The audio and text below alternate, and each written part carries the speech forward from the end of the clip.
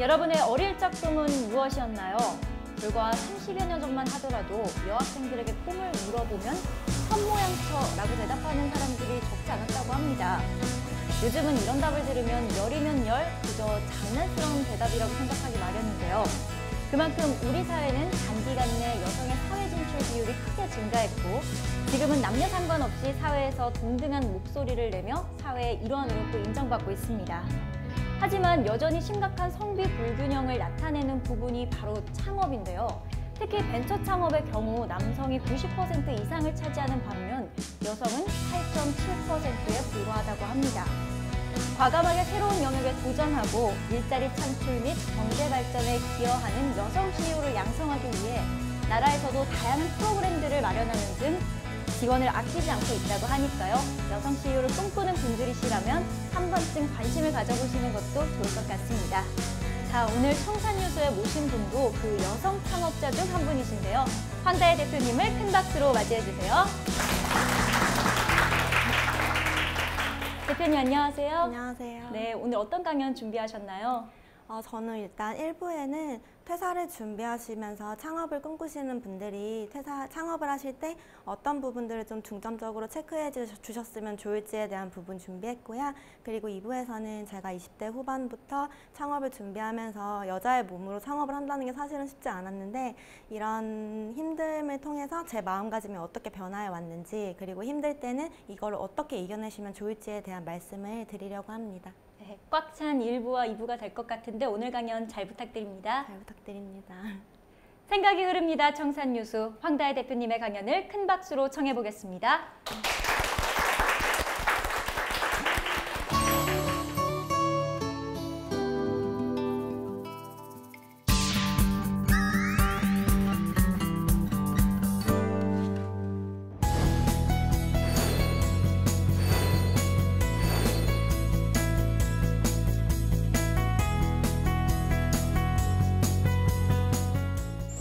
안녕하세요. 황다혜입니다.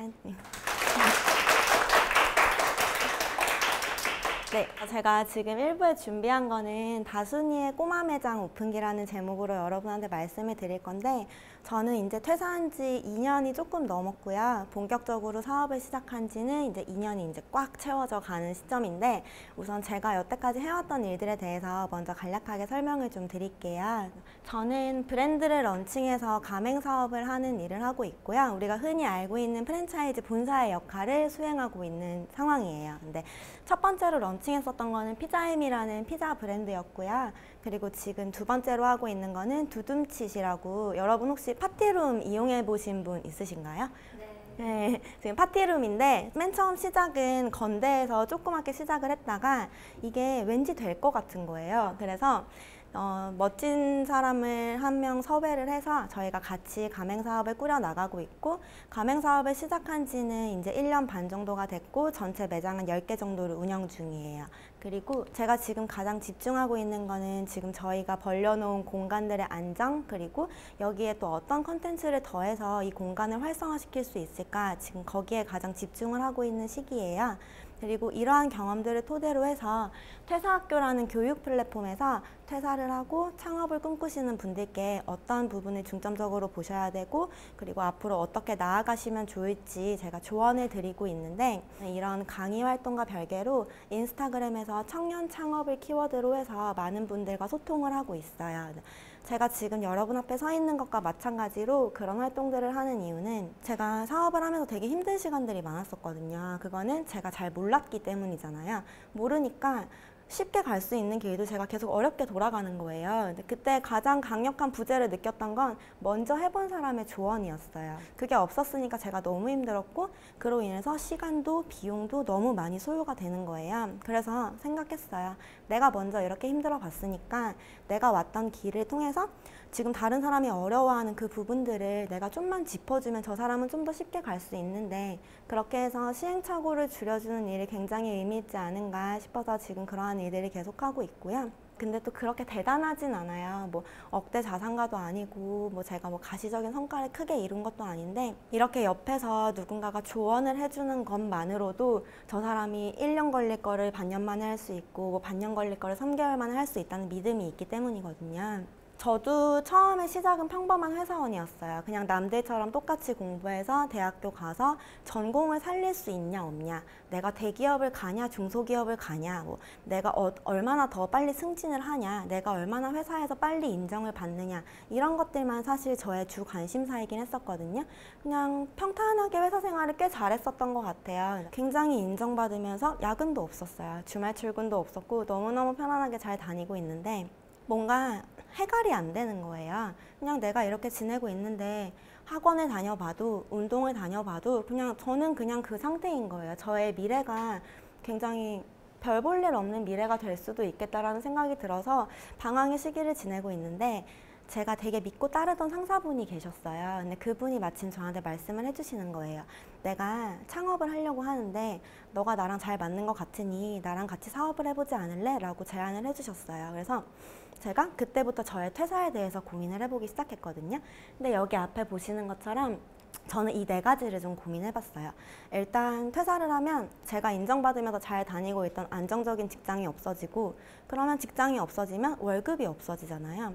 사실 월급의 부재라는 게 이렇게 심각한 일이라는 걸 저는 잘 몰랐는데 지나고 보니 와, 어떻게 내가 그 월급을 포기할 생각을 했지? 진짜 바본가? 이런 생각이 들기도 했었어요. 그 생각을 퇴사를 하고 정확히 한 달 뒤 월급날에 했었어요. 월급이라는 건 참 소중한 거고, 아, 내가 진짜 너무 무모했구나 라는 생각을 많이 했거든요. 그래서 지금도 저는 퇴사학교에서 강의를 하잖아요. 그분들한테 그 월급이 없어도 버틸 수 있는 자금이 준비가 얼마나 돼 있는지를 사실 가장 먼저 여쭤보긴 해요. 돈이 없으면 마음이 급하고, 마음이 급하면 잘못된 선택을 하더라고요. 제가 그랬어요. 이제 부모님의 자랑거리와 기대. 저희 부모님은 제가 회사를 다니는 걸 되게 좋아하셨어요. 그래서 회사를 다니다가 그냥 적당한 남자를 만나서 그냥 평범하게 결혼을 해서 그냥 그렇게 쭉 살기를 원하셨었어요. 왜냐면은 저희 아버지도 사업을 했었거든요. 그리고 어머님도 지금 장사를 하고 계세요. 그러니까 이 길이 어떤 길보다 힘들고 위험하고 리스크가 큰 거라는 걸 너무 잘 알고 계셔서 저는 사실 퇴사하고 거의 집에서 쫓겨날 뻔했어요. 엄마가 이러시더라고요. 아침에 엄마랑 아빠가 나가는데 네가 집에 있는 게 너무 싫대요. 왜냐면 제가 자고 있으니까 제가 어디 갈 데가 없잖아요. 출근을 안 할 건데. 그리고 밖에 나오면 저는 그냥 황다혜일 뿐이더라고요. 회사에 있으면 안녕하세요, 뭐 경영지원팀 황다혜입니다 라고 얘기할 수 있는 앞에 그 수식어 자체가 아예 사라지는 거예요. 근데 이게 생각보다 꽤 끔찍한 일인 게, 저는 사실은 그랬어요. 회사를 다니면서 일 못한다는 소리를 들어본 적은 없었어요. 그래서 나는 그냥 다 잘하고 밖에 나가도 나는 잘하니까, 나 똑똑하니까 뭐든 잘할 수 있겠지라고 했는데 개인이 할 수 있는 게 생각보다 너무너무 없더라고요. 그래서 아, 이런 것도 진짜 고민을 해봐야 될 포인트다. 그리고 우리 휴학 기간이 길어지거나 혹은 졸업 유예 기간이 길거나 하면은 입사를 할 때 이게 굉장히 큰 단점으로 작용을 하잖아요. 휴학을 이렇게 많이 했는데 왜 이렇게 성과가 없으신 거죠? 그리고 졸업 유예를 왜 이렇게 오랫동안 하신 거죠? 이런 말을 많이 듣잖아요. 그런 것처럼 저는 그때가 29살이었어요. 29살인데 29살에 퇴사를 해버리면 제가 이거를 해서 망했다라고 판단하기까지 어쨌든 1년 정도의 시간은 걸리잖아요. 1년이 지나면 저는 30살이 되고, 그리고 아마 30살에 막바지가 되어 있을 거예요. 근데 그때쯤 돼서 실패한 청년 창업자가 다시 들어갈 수 있는 곳은 없을 수도 있겠다라는 생각이 들더라고요. 사실 이거에 그때는 잘 몰랐기 때문일 수도 있지만 이런 거에 대한 무지도 있었고, 제가 그냥 재밌을 것 같았어요. 이거 창업을 해보면 한 번도 경험해 본 적 없었던 거잖아요. 그래서 너무 재밌을 것 같아서 이런 모든 고민들을 뒤로하고 저는 퇴사를 결심을 합니다. 그래서 상사랑 같이 힘을 합쳐서 1호점을 차리면서 퇴사를 하고 이제 본격적으로 창업시장에 뛰어들었는데, 저희가 참 무모했었던 것 같아요. 지금 돌이켜보면은 어떻게 그렇게 주먹구구식으로 일을 할 수 있을까 싶을 정도로. 그래서 저는 제 그 기간들을 뒤로 한 다음에 창업을 꿈꾸시는 분들한테 밑에 있는 나의 상태 체크, 이거를 꼭 해보시라고 해요. 지금 내가 돈을 얼마나 가지고 있을까? 그리고 나를 도와줄 사람은 있나? 그리고 나를 도와줄 그 사람은 나랑 같은 목표를 향해서 끝까지 갈 수 있는 사람인가? 무엇보다도 가장 중요한 건 이 일이, 지금 내가 하려고 하는 창업이 내가 여태까지 경험해왔던 일과 얼마나 일치를 하는지, 그리고 나의 강점과 나의 성향과 얼마나 일치가 되는지, 이런 부분에 대해서 정말 심각하게 고민해보라고 저는 얘기를 하거든요. 나는 다 잘할 수 있으니까 이것도 잘할 수 있고, 나는 이게 내 거니까 열심히 할 수 있고 나는 어쨌든 내 돈을 썼으니까 이거를 벌려면 다 할 수 있다라는 말은 저는 창업시장에서는 별로 맞지 않는 말이라고 생각해요. 왜냐하면 제가 그 생각에 출발해서 시작을 했고 너무너무 힘든 시간을 겪었었거든요. 저는 일단 저에 대한 파악이 잘 안 됐었던 것 같아요. 왜냐하면 저도 마찬가지로 내 거니까 당연히 잘할 수 있겠지. 나는 못하는 게 없지. 그리고 저는 제가 굉장히 친절한 사람인 줄 알았어요. 되게 친절한 사람인 줄 알았는데 가맹 사업을 하다가 매장 수를 하나 늘려놓을 목적으로 매장을 하나 차렸어요. 제가 그 매장을 차렸는데 저는 그때 알았어요. 아, 나는 정말 불친절한 사람이구나. 어떻게 이렇게 불친절할 수 있는지 몰라요. 제 가게인데 손님이 오면 일어나야 되잖아요. 일어나지 않아요. 홀에서 노트북 해요. 노트북하고 손님이 오면 한숨을 쉬어요. 왜 한숨을 쉬냐? 내가 할 일이 너무 많은데 왜 저 손님은 지금 오고 난리야. 제가 이런 생각을 하고 있더라고요. 제 가게인데 제가 그 매장이 저와 맞지 않다라는 판단이 들기 시작하니까 매장에 가는 게 정말 도살장에 끌려가는 것만큼 싫었어요. 그래서 거의 마지막에는 좀 죄송한 말씀이지만 아빠한테 가게를 다 맡기기 시작했어요. 아빠한테 가게를 맡기고 저는 저녁에 잠깐 가고 그리고 주말에는 엄마랑 동생이 와서 가게를 보기 시작합니다. 너무 끔찍한 일이죠.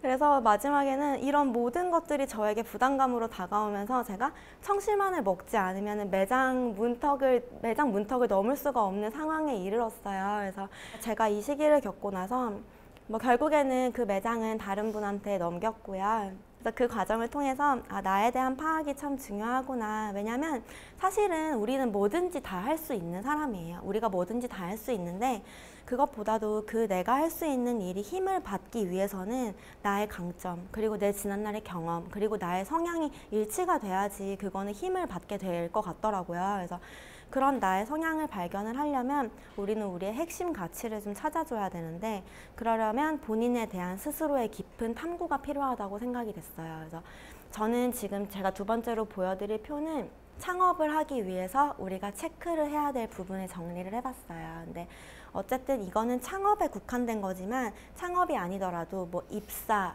이직, 결혼, 어떤 우리가 큰 일을 겪을 때 이런 식으로 약간 세분화해서 우리가 우리의 지금 상태를 체크해 볼 수 있으면 참 좋겠다라는 생각이 들었거든요. 왜냐하면 생각은 되게 막연해요. 생각으로는 다 해낼 수 있고 다 할 수 있는데 우리가 실제로 우리의 상태를 이렇게 체크를 해보면서 내가 지금 어디에 있고 나는 누구고 나는 지금 뭘 하려고 하는데 나는 어떤 게 준비가 됐으면 근데 내가 보니까 부족한 점이 있네? 그러면 나는 이 부족한 점을 어떻게 채워나가지? 이런 식으로 본인이 글로 쓰던지 그림을 그리던지 아니면은 생각을 정리해서 타인에게 말로 한 번이라도 내뱉던지 이렇게 해보는 과정이 사실 되게 별거 아닌 것 같지만 우리가 앞으로 어떤 거를 할 때든 탄탄한 기둥을 세워주거든요. 제가 간략하게만 얘기를 드리면 창업을 할 때 가장 중요한 건 예산이에요. 예산은 내가 지금 실제로 이 아이템으로 하려고 하는 대충의 우리의 예산이 있잖아요. 그것보다도 무조건 1.5배는 준비를 하셔야 되고 왜 1.5배를 준비하라고 말씀을 드리냐면 사업을 시작하고 바로 대박이 날 수는 없어요. 우리는 어쨌든 3개월에서 6개월간 안정화시키는 기간이 반드시 필요하거든요. 근데 그 기간 동안 돈을 못 벌 수도 있어요. 돈을 못 버는 동안 내가 이 기간을 버틸 수 있는 안정적인 자금을 확보하고 시작해야지 우리가 처음에 하고자 했던 거를 흔들리지 않고 계속 이어나갈 수가 있거든요. 그리고 투자 형태도 내가 이 아이템을 가지고 나는 부수입으로 할 건지 회사를 다니면서 투잡으로 할 건지 아니면 아예 전업해서 내가 정말 이 사업에 올인해서 아침부터 밤까지 이것만 생각하고 이거에 집중을 할 건지 이거에 따라서 우리의 예산의 규모도 달라지고 운영 방식도 달라질 뿐더러 나의 끝도 같이 달라지는 거죠. 근데 보통은 가장 많이 하는 실수들이 그것이더라고요. 이런 거에 대한 고려 없이 그냥 창업. 회사 다니기 싫어. 나 나가야 될 것 같아. 회사를 안 다니면 당연히 창업. 그러니까 나의 퇴사와 나의 창업에 교집합이 없으신 분들이 되게 많아요. 이 교집합은 다르게 얘기하면 동기부여라고도 말을 할 수가 있는데 그런 게 없으면 이거를 끌고 갈 수가 없거든요. 결국에는 돈에 좌지우지 되는 우리가 될 수밖에 없는 거예요. 제가 여기를 통해서 가장 말씀드리고 싶은 거는 앞으로 우리는 굉장히 많은 선택 속에 놓여지잖아요. 근데 그 선택 중에 가장 현실적이고 가장 나에게 피부로 와닿는 선택들이 사실은 창업을 통해서 이루어지는 모든 판단과 선택이라고 저는 여겨졌어요. 왜냐면 제가 오래 산 건 아니지만 그래도 살면서 해왔던 모든 선택 중에서 가장 치명적이고 한 번의 실수로 모든 게 달라지는 거는 창업에서의 선택들이더라고요. 그래서 이런 표를 만들었고 저는 이 이후부터는 어떤 일을 하든지 무조건 그려요. 무조건 그리고 무조건 글로 적어보고 이거를 가지고 다른 사람한테 얘기를 한번 해봐요. 내가 지금 이런 상황에 놓여서 이런 거를 하려고 하는데 혹시 어떻게 생각해? 나도 모르는 부분이 있을 텐데 내가 부족한 건 뭘까?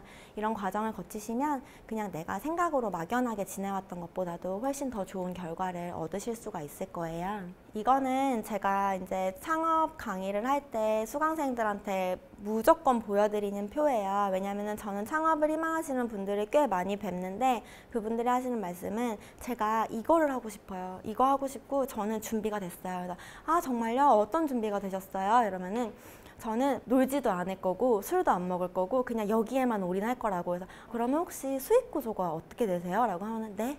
이래요. 그래서 이거는 제가 아까 말씀드렸던 것처럼 우리의 퇴사와 혹은 뭐 우리의 전업과 우리의 창업이 교집합이 없고 거기에 대한 충분한 고민이 없으셨기 때문이거든요. 제가 저기 써놨던 것처럼 재밌는 아이디어나 컨텐츠나 이런 건 세상에 진짜 많아요. 근데 나만 생각한 거는 사실은 되게 희박하거든요. 나만 생각한 이런 획기적인 아이템이라는 건 사실은 희박해요. 그래서 거기에다가 우리는 우리만의 뭔가를 더해야 되는데 그게 제가 말씀드린 핵심 가치. 우리가 우리 자아에 대한 깊은 탐구를 통해서 얻어지는 핵심 가치가 더해져야지만 우리는 그때 한 발 더 나아갈 수 있고 경쟁력을 가질 수가 있거든요. 그렇기 때문에 우리는 우리만의 비즈니스 모델과 브랜딩이 필요하잖아요.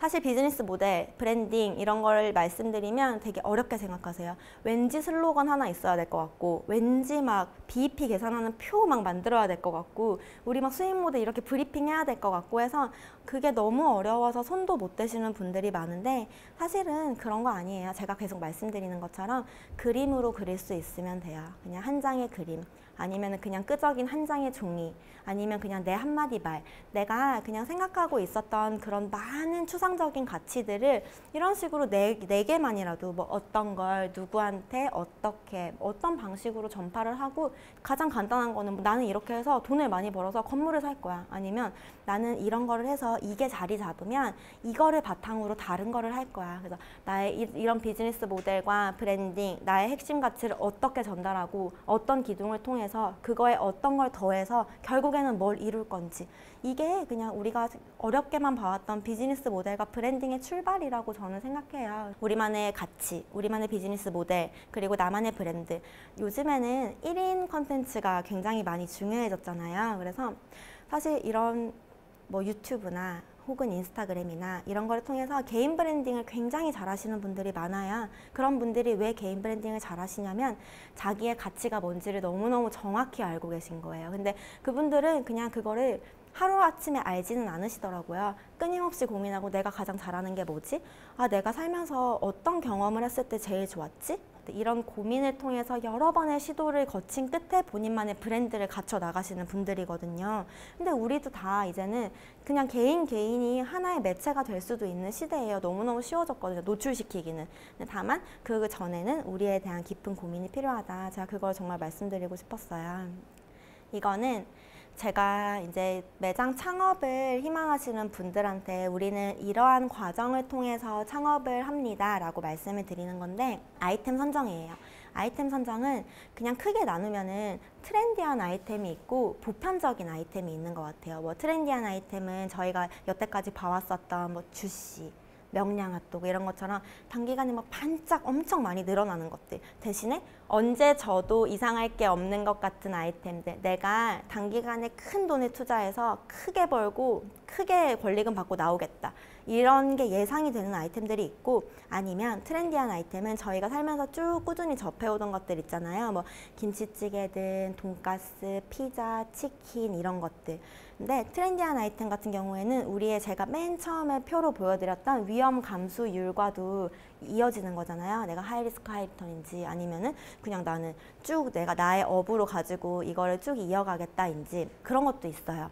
이런 아이템이 내 아이템이 온라인에 잘 맞는 건지 오프라인에 잘 맞는 건지 이런 것도 같이 고민을 해보셔야 되는데 온라인 기반으로 하려면 사실은 자본이 크게 들지는 않아요. 대신에 느리죠. 그리고 오프라인 기반으로 하려고 하면은 우리는 또 로드 상권과 특수 상권을 구분을 해야 돼요. 근데 로드 상권은 우리가 여태껏 맨날 길을 지나다니면서 보는 그냥 뭐 피자집이든 커피숍이든 그냥 길을 지나가다가 어떤 손님이 언제 들어와도 이상할 게 없는 그런 상권. 대신에 이런 데는 임대료가 굉장히 비싸죠. 근데 특수 상권은 제가 하고 있는 파티룸, 스터디 카페 이런 것들, 손님한테 나의 주소만 알려주면 손님이 찾아올 수 있는 그런 곳. 그리고 대신에 이거는 버스 정류장에 혹은 지하철역에 내려서 10분에서 15분 이상 멀어지면 안 되는 곳들. 근데 상대적으로 이런 데는 임대료가 좀 싸요. 그래서 내가 이거를 온라인 기반으로 할 건지 오프라인 기반으로 할 건지 로드 상권을 할 건지 특수 상권을 할 건지 이런 거에 따라 또 저희의 예산이 달라지잖아요.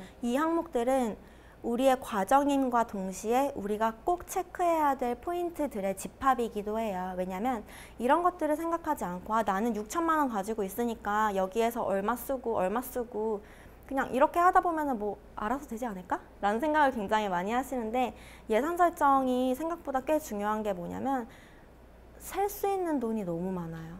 이것도 제가 처음에 가장 크게 실수했었던 부분인데 저는 사실 5천만 원만 있으면 될 줄 알았어요. 5천만 원만 있으면 될 줄 알았는데 실제로 창업을 하면서 들었던 돈은 거의 7천만 원 가까이거든요. 오바되잖아요. 왜 오바되냐면 그런 게 있더라고요.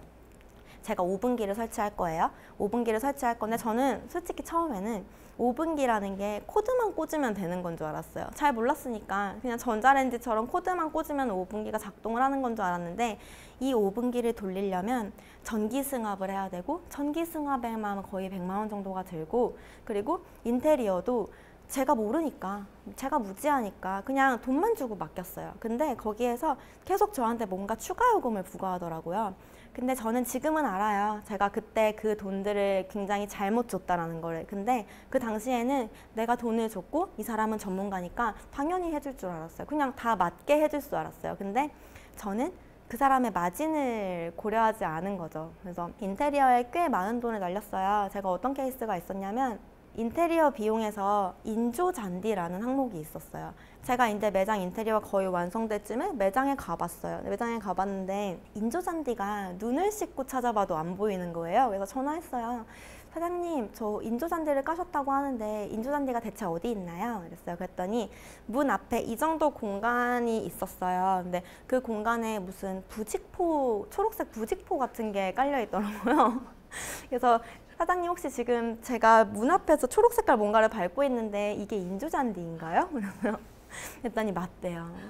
그런 식으로 제가 좀 주지 않아도 될 돈들을 많이 주면서 예산이 많이 오버가 됐고 그리고 오프라인 매장 창업을 하실 분이 계실지 모르겠지만 늘 고려하셔야 되는 건 소품.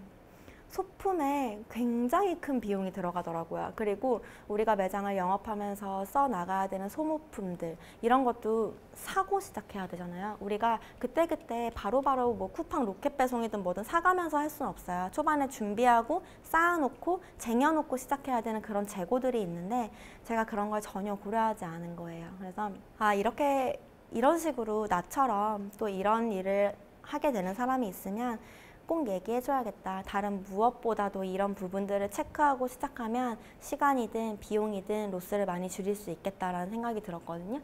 그리고 제가 이제 부동산 계약, 인테리어 시공 뭐 이런 거 말씀드리는데 사실 저는 이런 과정을 통해서 얻을 수 있는 정보 그리고 뭐 부동산 계약 시에 주의하셔야 될 사항 전자기기를 다루실 때 주의하셔야 될 사항 이런 것들은 요즘엔 정보의 바다잖아요. 그래서 사실은 내가 마음만 먹고 손가락 한번 움직이면 언제든지 검색해서 아실 수 있어요. 근데 다만 제가 이거를 한 번 더 보여드리면서 저의 뼈아픈 과거를 얘기를 하는 건 그런 거예요.